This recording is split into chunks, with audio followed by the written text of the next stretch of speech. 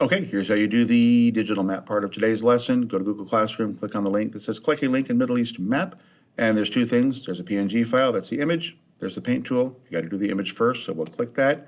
Your Chromebook may just download it. I have to save it. Either way, you've got to save the image to your device.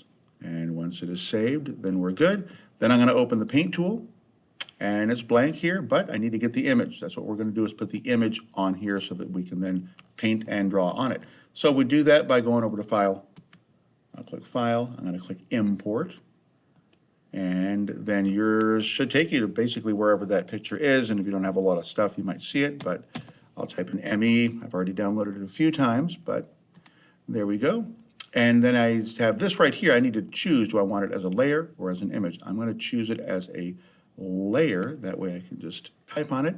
And I'm going to grab it and make it nice and big. So I can use these things so that it's basically large enough. And I'm going to click OK. And so there we go.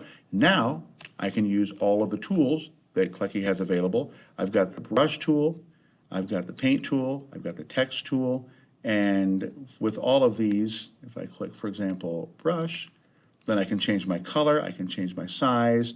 What you want to do on this, though, is be very careful that you stay within the lines and you make this look reasonably nice. And so, for example, when you are doing a country color, I might choose like a red and maybe a paint, and I'll kind of make it kind of small so I can see what it looks like.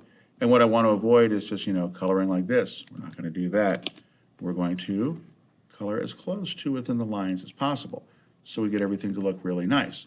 So that is how you do this. And then, of course, you're just going to take a screenshot of just your map part, not the whole screen, and turn that in on the turn-in slide. All right, good luck.